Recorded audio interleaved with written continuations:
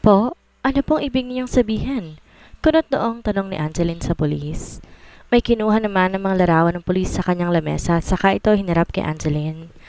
Sa nakikita kasi namin dito, mukhang nagkamali ang taong nagtanggal ng preno ng sasakyan na gamit ni Miss Christine. Makikita mo sa larawan na yan na magkatulad ang sasakyan mo, Miss Angeline, at ang sasakyan ni Miss Candy. Maaaring napagkamala ng taong gumawa na sasakyan mo ang sasakyan na gamit ni Miss Christine? Pagpapaliwanag ng pulis. Lalo namang kilabahan si Angeline dahil sa sinabi ng pulis sa kanya. Napaisip tuloy siya kung sino naman na maaaring gumawa nun sa kanya gayong wala naman siyang ibang nakakaalitan. Tayong kapatid lang naman niya ang may matinding galit sa kanya ngayon. Base na rin po kasi sa kuha ng CCTV sa parking lot kung saan kayo tumutuloy, Miss Angeline. Nakita po roon ang pag-alis ng sasakyan ninyo at maya-maya naman po ay ang pagdating naman ng sasakyan na gamit ni Miss Christine. At ipinark ngayon sa katabing inalisan ng sasakyan niyo, Miss Angeline. Kaya maaaring nagkamali po talaga sila na natanggalan ng preno. Paliwanag pa ng pulis. Hindi po ba kita sa CCTV kung sino may gawa noon? Tanong na ni Angeline. Hindi po masyadong malinaw ang kuha ng CCTV dahil medyo may kadaliman nga po sa pwestong yun at medyo may kalayuan na rin po. Pero kita po doon ang paglapit at pag-alis ng dalawang lalaki na hindi na po talaga malinaw ang mukha sa kuha ng CCTV. Parehas po silang nakasuot ng face mask at cap. Sagot ng pulis. Di naman nakasagot kaagad si Angeline at napapaisip pa siya kung sino bang maaaring gumawa ng ganoong bagay sa kanya. Huwag po kayo mag-alala, Miss Angeline. Dadagdagan po namin ang security sa paligid ng condominium kung saan po kayo nakatira para makasigurado po tayo sa kaligtasan ninyo. Sabi pa ng polis. Maraming salamat po. Kung may iba pa po kayong balita tungkol sa kinasangkotang aksidente ng kapatid ko, tawagan niyo lamang po kami. Sana rin po matukoy na kung sino pong may kagagawa nito. Sagot ni Angeline. Ate Angeline, sorry po talaga. Sabat na ni Candy habang nakayuko siya. Isang malalim na buntong hininga naman ang pinakawala ni Angeline.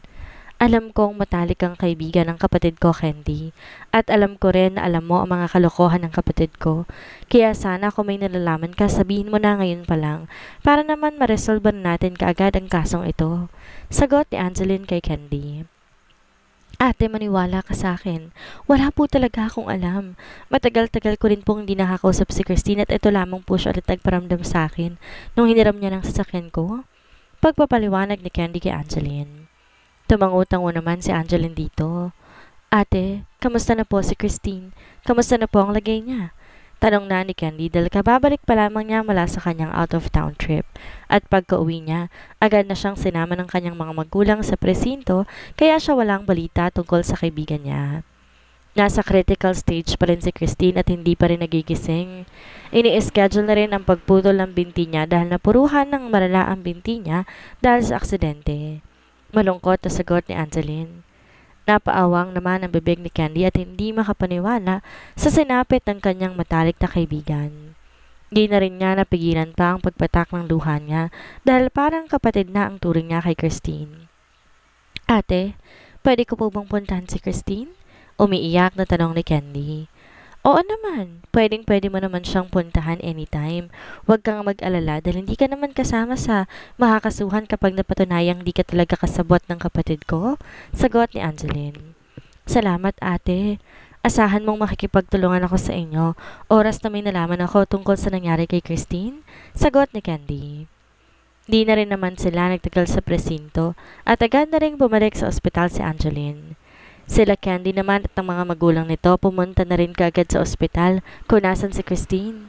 Hindi naman kasi kailangan ikulong si Candy dahil gusto lamang talaga siyang tanungin ng mga kapulisan kaya siya inimbitahan sa presinto. Pero sinabihan sila ng mga pulis na makipag-cooperate sa kanila. Nauna naman na dumating si Angeline sa ospital dahil may dinaanan pa sila Candy. Pagkarating niya doon, naabutan ni Angeline na umiiyak na naman ang kanyang ina sa labas ng ICU. Naroon na rin si Denver. Tahimik lamang na nakaupo sa isang tabi at nang makita siya nito, dari-dari na itong lumapit sa kanya. Kamusta po si Christine? Agad na tanong ni Angeline pagkalapit niya sa kanyang mga magulang. Wala namang tigil sa pag-iyak niya si Claudia at di na nga ito makapagsalita sa kakaiyak. Nagising na si Christine kanina pero bigla na naman itong nag-seizure at hanggang ngayon tinitingnan pa rin siya ng mga doktor sa loob. Sagot na ni Denver kay Angeline. Nagising na si Christine? Talaga? Tila nabuhay naman ng dugo si Angeline sa kaalaman na nagising na pala ang kanyang kapatid. Oo, pero saglit lang. Yung nurse lang nakakitang nagising siya at bigla na tong nag-seizure kaya hindi pa pwedeng makapasok sa loob. Sagot pa ni Denver. Napabuntong hininga naman si Angeline. Sana'y maging maayos na ang lagay ni Christine. Kahit naman nagawa niya ako ng masama noon, kapatid ko pa rin siya at hindi ko kaya makita siya sa ganyang kalagayan. Sagot ni Angeline. Tumangutango naman si Denver dahil naiintindihan naman niya si Angeline. Tahimik naman na naghihintay si Angeline sa labas ng ICU. Dumating na rin si Candy kasama ng mga magulang niya. Ilang minuto pang nakalipas nang bumukas ang pinto ng ICU at lumabas doon ang doktor ni Christine. Doc, kamusta po ang anak ko? Ayos na po ba siya? Agad na tanong ni Claudia sa doktor. Malungkot namang tiningnan ng doktor si Angeline at mga magulang niya at inimbitahan na muna sila nito sa opisina nito para makausap ng maayos. Agad na rin namang sumunod si Angeline at ang mga magulang niya sa opisina ng doktor habang sila Candy iniwanan na muna nila sa labas ng ICU kung nasaan si Christine. Pagkarating nila sa opisina ng doktor ni Christine, agad na silang naupo at hinintay na magsalita ito. Isang malalim na buntong hininga ang pinakawala ng doktor bago nito hinarap si Angeline. Sa totoo lang po, hindi po talaga maganda ang lagay ngayon ng pasyente dahil nga po sa pamamaga ng utak niya dahil sa nangyaring aksidente. Napapadalas na rin po ang pag-seizure niya na talaga pong hindi maganda para sa kanyang kalagayan. Palala na rin po ng palala ang pamamaga ng utak niya, sabi ng doktor nang harapin niya na si Angeline. Matama na nakikinig si Angeline sa sinasabi ng doktor habang nasa likuran niya si Denver. Ang kanyang ina naman nakayakap pa rin sa asawa nito. Ayoko na po kayong paasahin pa. Kung ano man, tatapatin ko na po kayo ngayon pa lang. Mababa po ang porsyento ng mga taong nabubuhay na mayroong ganyang kondisyon. Sa totoo lang po, napakahirap po para sa mind sabihin ng mga gantong bagay sa pamilya ng pasyente. Pero ayoko po kasi na paasahin ko kayo. May tsansa naman po na mabuhay ang pasyente pero napakababa na po talaga. Ginawa na po namin lahat ng aming makakaya para po maisalba ang pasyente.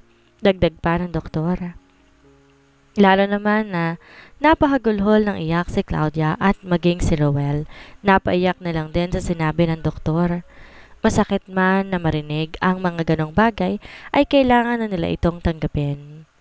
Si Angeline naman, nakapayakap lamang kay Denver. Di na rin niya mapigilan pa ang pag-iyak. Ang tungkol naman po sa mga binti ng pasyente ay nakaschedule na po bukas ng hapon. Dagdag pa ng doktor. Tanging pagtango na lamang ang naging sagot ni Roel sa doktor at di niya na magawa pang magsalita. Inayaan na lamang muna sila ng doktor ni Christine doon dahil naiintindihan naman niya ang mga ito. Alam niya na masakit para sa mga ito ang sinabi niya, pero kailangan nito ipagtapat sa mga ito, kesa naman umasa pa ang mga ito. Ilang minuto pa, nananatili si Angeline sa opisina ng doktor ni Christine. Saka sila nagpasya na bumalik na mula sa ICU kung nasaan si Christine. Pagkarating nila doon ay nagpaalam na kagad si Candy kay Angeline kung pwede ba siyang pumasok sa loob dahil gustong gusto niya nang makita ang kanyang kaibigan. Agad naman siyang pinayagan ni Angeline, kaya agad na siyang pumasok sa loob ng ICU. Pagkapasok naman ni Candy doon, sinuot na muna niya ang mga dapat suotin sa loob ng ICU nang bago makalapit sa pasyente. Dahan-dahan pa na naglakad si Candy papalapit sa pwesto ni Christine at nanginginig pa ang mga kamay niya na naitakip sa kanyang bibig. Hindi na rin niya napigilan pa ang kanyang luha nang tuloy na siyang nakalapit sa matalik niyang kaibigan. Oh my God, Bes, bakit naman ganito? Kung alam ko lang na mangyayari to sa'yo, hindi ko na sana pinahiram pa ang sasakyan ko. Eh di sana wala ka na dyan sa kinalalagyan mong yan? Bakit kasi hindi ka nakinig sa akin eh? Sabi ko naman kasi sa'yo, sumuko ka na lang. Umiiyak na sabi ni Candy sa kaibigan habang nanginig ang kamay niya nang hawakan niya ang kamay nito. Lalo pa siyang napaluhan na makita niyang napakaraming aparatong nakakabit sa katawan nito. May lakay-lagay na rin kung ano sa bibig nito at nakabalot pa rin ng bandage ang ulo nito. Tahimik na lamang umiiyak si Candy habang hawak niya ang kamay ng kaibigan niya. Ilang minuto lang siya sa loob ng ICU at agad na rin siyang lumabas dahil hindi niya talaga kayang makita sa ganoong kalagayan ng kanyang kaibigan. Magpagaling ka, Christine, ha? Gagala pa tayo. Magpa-party-party pa tayo kaya gumising ka na, ha? Magpagaling ka na kaagad. Sabi pa ni Candy, tsaka niya hinaplos ang pisngi ni Christine. Saka siya tuluyang lumabas ng ICU. Pagkalabas ni Candy ay si Angeline naman ang pumasok sa loob ng ICU. Christine, I'm sorry. Alam kong galit ka sa akin dahil sa mga nangyari noon. I'm sorry. Hindi ko sinasadyang mahalin ang taong mahal mo. Hindi ko naman na kasi akalain na mahuhulog din ang loob ko kay Denver. Umiiyak na sabi ni Angeline kay Christine nang makalapit siya dito. Please, makinig ka na. Gumising ka na, lumaban ka. Hindi kaya ni ating makikita ka nagkaganyan. Please, Christine, gumising ka na. Lumaban ka. Umahagulhol na sabi ni Angeline dahil hirap niyang tanggapin ang lahat ng sinabi sa kanila ng doktor kanina. Kung si Denver ang gusto mo, magpaparaya ako, Christine. Please, magising ka lang. Oras na gumaling ka, handa na ako magparaya kahit masakit para sa akin. Gagawin ko. Ipapaubaya ko na sa si Denver. Please, lumaban ka lang. Sabi pa ni Angeline, habang hawak-hawak itong isang kamay ni Christine. Di na rin talaga niya naiwasan pa na mapahagulhol ng iyak dahil nag-iisang kapatid lamang niya si Christine. At kahit ano pa man ang hindi magandang nangyari sa kanila, hindi pa rin niya kayang makita ito na nasa ganong kalagayan. Sandali pang nanatili sa loob ng ICU si Angeline. Pinakalma na muna niya ang kanyang sarili dahil hirap na hirap rin siyang makita sa ganoong kalagayan si Christine. Magpagaling ka, ha? Mahal na mahal ka ni ate, sabi ni Angeline. Sa kanya hinalikan sa pisngi si Christine at nagpa siyang lumabas na doon. Hindi pa man nakakalayo si Angeline sa pwesto ni Christine nang biglang tumunog ang machine na nasa tabi ni Christine. Pagtingin niya doon, ganoon na lamang ang panlalaki na mata niya na makita niya na naka-flatline na iyon. Agad namang lumapit ang nurse sa pwesto ni Christine at dali-daling pinindot ang kung anong bagay na nasa may uluhan ng hospital bed ni Christine. Di naman nakagalaw si Angeline sa pwesto niya na makita niyang flatline na talaga ang machine na nasa tabi ni Christine at alam niya na ang ibig sabihin nun ay tumigil na sa pagtibok ang puso ng pasyente. Code blue, code blue, sabi ng nurse na naroon sa parang mic na nasa table nito. Maya-maya, agad na nagditingan ng mga doktor at nurse sa loob ng ICU, habang si Angeline ay nakatulala pa rin sa kanyang kapatid na nare-revive na ng mga doktor na dumating. Miss, sa labas po muna kayo? Sabi ng isang nurse kay Angeline nang mapandin siya nito at nakatulala na lamang at hindi gumagalaw sa kanyang pwesto. Inalalayan pa siya ng nurse na makalabas ng ICU dahil hindi man lamang siya sumagot dito. Pagkahatid ng nurse kay Angeline sa labas ng ICU, ay agad na itong bumalik sa loob at isinara ang pinto. Anong nangyari? Bakit sila nagkakagulo na naman sa loob? Agad na tanong ni Claudia kay Angeline nang makalabas na ito doon. Isa-isa namang tinignan ni Angeline ang mga kasamahan niya doon na naghihintay ng sagot niya. Palabas na sana ako, pero biglang tumunog yung machine. Kanda o talpa na sambit ni Angeline. Nag-flatline na yung machine ni Christine? Dagdag pa niya at saka tuluyan ng umalpas ang luha sa kanyang mga mata. Lalo namang napahagulhol ng iyak si Claudia dahil sa sinabi ni Angeline. Agad din naman tong inalalayan na makaupo ni Rowell dahil baka kung ano pa ang mangyari sa kanyang asawa. Si Candy naman umiiyak na rin. Hindi pa kasi siya muna umalis doon pagkalabas niya ng ICU. Rowell, hindi ko kaya. Gusto kong makita ang anak natin. Umiiyak na sabi ni Claudia sa kanyang asawa. Shh! Maghintay lamang muna tayo dito. Magiging maayos din si Christine. Matapang ang anak natin. At alam kong lalaban siya. Pag-aalaw ni Rowell sa kanyang asawa. Kahit ang totoo gusto rin niyang maiyak pero nilalakasan lamang niya ang kanyang loob. Dahil sa kanyang asawa. Dahil kapag sinabayan pa niya ito ay baka kung ano pang mangyari dito. Ilang minuto rin na nakalipas bago lumabas ang doktor ni Christine mula sa loob ng ICU. Agad namang nagsilapit sina Angeline pati na ang kanyang mga magulang dito. Napapansin pa nila na malungkot ang mukha ng doktor kaya medyo kinakabahan na si Angeline sa maaaring sabihin nito.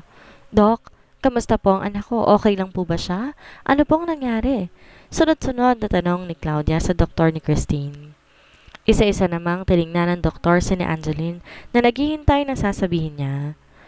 Isang malalim na buntong hininga ang pinakawalan ng doktor, saka ito umiling-iling. I'm sorry po.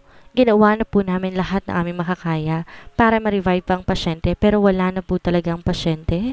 I'm sorry po. Malungkot na sagot ng doktor. Pakiramdam naman ni Angeline ay bigla siyang nabingi sa sinabi ng doktor. Napatakip na lamang siya sa kanyang bibig at naipikit ng mariin ang mga mata niya. Parang hindi niya kayang tanggapin na wala na nga ang kapatid niya, na dahil sa paghihigante nito sa kanya ay ito ang naaksidente at namatay. Kahit naman na hindi sila magkasundo ni Christine, kahit kailan hindi niya ginusto na mawala ng kapatid. Ano pong sabi niyo? Hindi totoo yan. Bawiin mong sinabi mo, Doc, buhay pa si Christine? Buhay pa ang anak ko. Sabihin mo, Doc, buhay pa si Christine. Nagbibiro ka lang, di ba, Doc? Nagbibiro ka lang. Umiiyak na sabi ni Claudia at tinawakan pa niya ang damit ng doktor na para bang nakikiusap na sabihin nitong buhay pa ang anak niya. I'm sorry po. Umiiling na sagot ng doktor kay Claudia. Lalo namang napahagulhol ng iyak si Claudia at kamuntik pa itong matumba. Buti na lamang at kagad itong nasalo ni Rowell. Hindi totoo yan. Buhay pa ang anak ko. Buhay pa si Christine. Humahagulhol na sabi ni Claudia habang yakap-yakap siya ni Rowell na umiiyak na rin. Lalo namang napaiyak si Angeline dahil sa nakikita niya sa kanyang ina. Agad naman siyang niyakap ni Denver. Isa-isa naman nang nagsilabasan ng mga doktor na pumasok sa loob ng ICU. Pwede niyo po siyang lapitan bago po siya kukuhanin at dalhin sa morgue? Sabi pa ng doktor kina Angeline. Si Denver na ang tumango sa doktor, kaya naman tuluyan na ring umalis ang doktor ni Christine. Pagkaalis ng doktor, agad nang pumasok si Claudia sa loob ng ICU at nakita niya nga si Christine na may tabon pa ng puting tela ang buong katawan. Wala na rin ang mga aparatong nakakabit sa katawan nito. Diyos ko, anak ko, Christine! Agad na sabi ni Claudia at niyakap ang katawan ni Christine na wala ng buhay. Anak, hindi ko kaya. Please, gumising ka na, please. Humahagulhol na sabi ni Claudia habang nakayakap kay Christine. Lalo namang napaiyak si Angeline dahil doon, pati ang ama niyang si Rowell at Denver, napaiyak din nang makita si Christine na wala nang ang buhay. Christine, please, gumising ka na, sabi pa ni Claudia habang wala itong tigil sa pag-iyak. Nilapitan na rin siya ni Rowell upang aluin at inaplos na rin ito ang mukha ni Christine. Hinayaan lang muna ni na Angeline ang kanyang ina dahil alam naman nila masakit para ditong mawala ng anak. Nang medyo kalmado na si Claudia, dahan-dahan na lumapit si Angeline kay Christine. Tsaka niya ito hinaplos sa mukha. Mahal na mahal ka ni ate, tandaan mo yan. Hindi ko ginusto na umabot tayo sa ganito. I'm sorry, Christine. Umiiyak na sabi ni Angeline, tsaka niya hinalikan sa noo ang kanyang kapatid na wala ng buhay.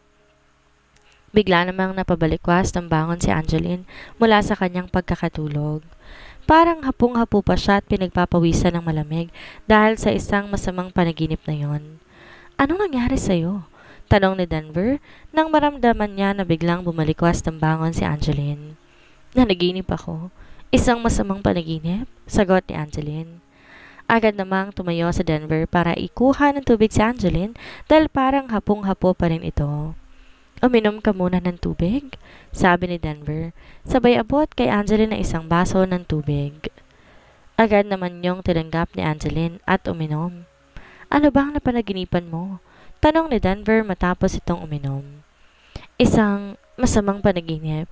Namatay daw si Christine. Tila nahihirapan pang bigkas si Angeline. Napabuntong hininga naman si Denver dahil sa sinabi ni Angeline. Angeline, di naman din natin hawak ang buhay ni Christine. Alam ko naman kung gaano mo kamahal ang kapatid mo. Pero sinabi na rin naman ng doktor ang kalagayan ni Christine, di ba?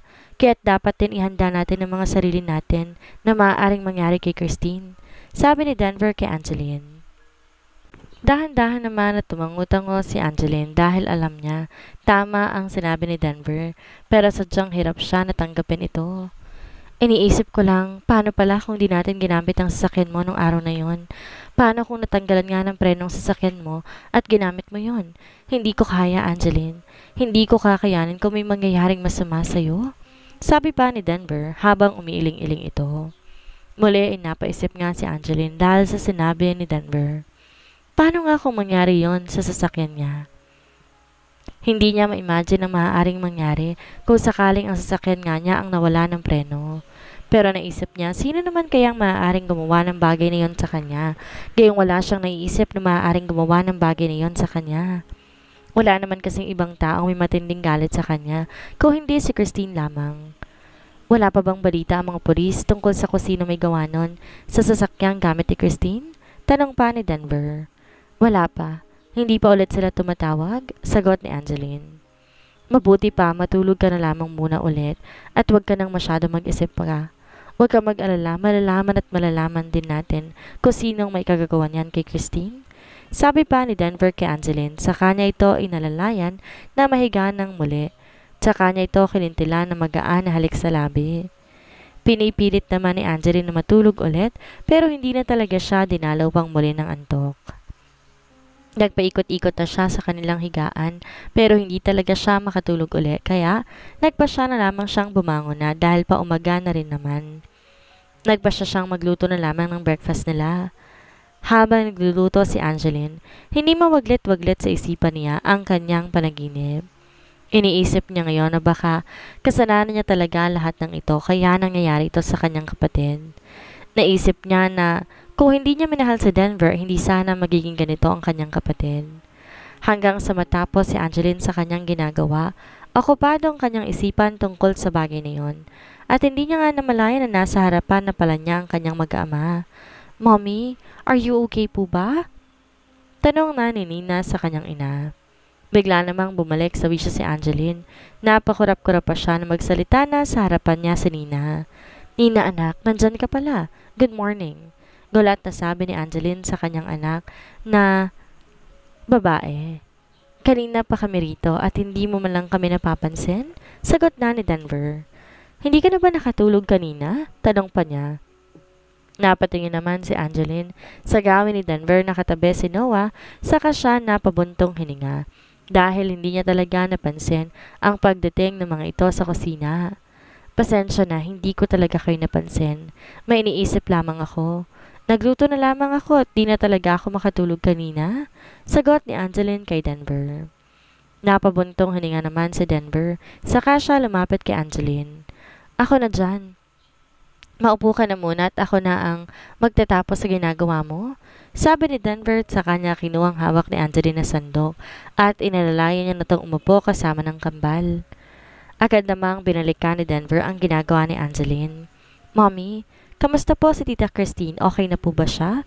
Tanong ni Nina sa kanyang ina. Oo nga po, Mommy. Kamusta po si Tita? Pwede po ba kaming bumisita sa kanya?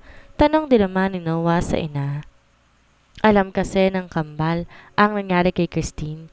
Kaya nga sinabihan nila ang mga ito na wala talagang magtatangkang tumakas kay Nay Lydia para lumabas sa kanilang unit. Ngumiti naman si Angeline sa kambal, sa kanya hinaplos ang pisngi ng kambal.